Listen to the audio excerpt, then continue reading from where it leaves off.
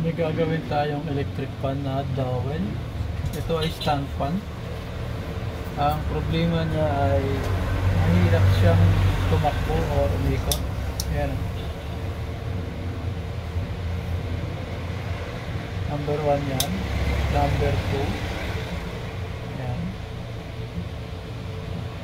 Pag number 3, doon siya tumatakbo ng medyo malakas. Pero kaya, ayan, maganit siyang tumakbo talaga. So, buksan natin kung ano yung problema niya para makita natin yung sanhi ng pagganit.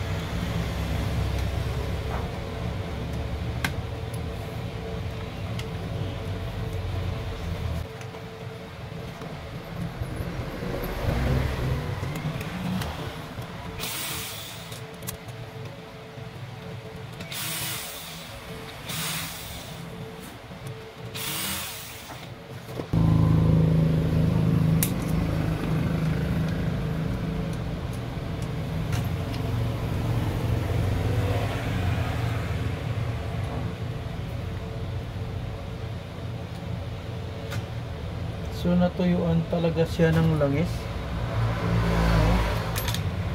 Kahit yung dito niya na oil foam ay kitang kita mo yung pagkakatuyo niya.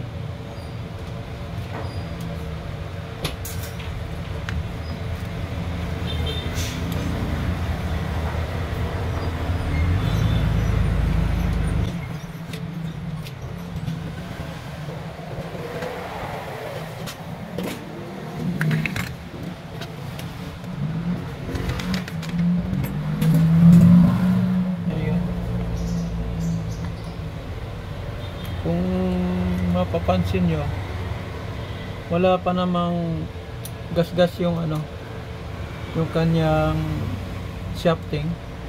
Malagkit lang talaga yung mga lumang yung lumang natuyong langis, yung malagkit na siya.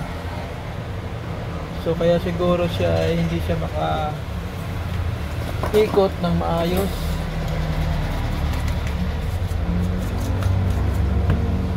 Gagawin natin dyan ay ilagyan ng langis.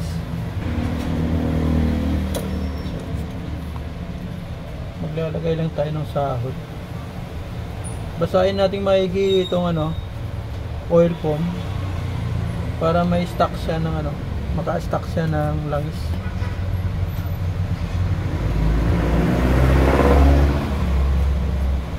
Para hindi uminit yung yung bushing saka shafting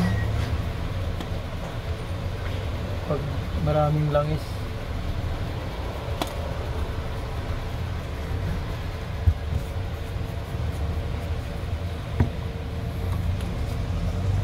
Ganon din dito sa likuran.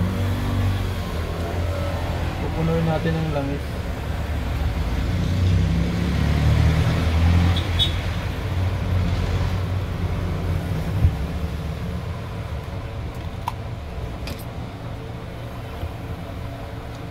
So wala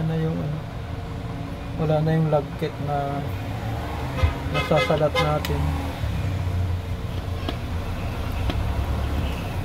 So ulit-ulit lang nating batakan para maanod yung yung malagkit na natuyong langis, yung lubricant niya na luma.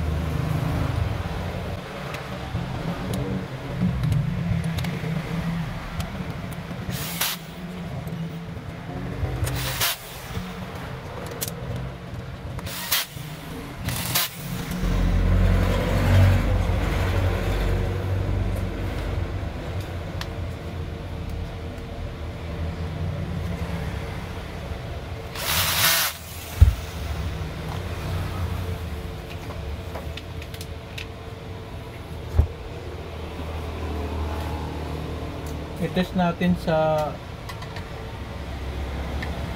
speed number 1 kapag nilagyan natin ng LC para malaman natin kung good pa yung capacitor.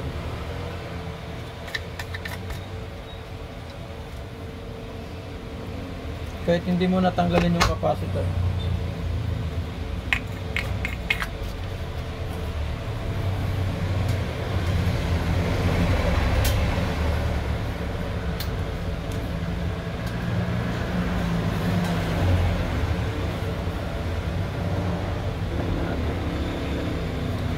Number 1 muna.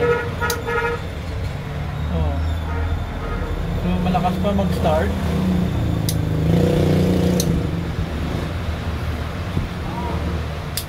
So ibig sabihin pwede pa yung kanyang capacitor kahit hindi na natin muna palitan.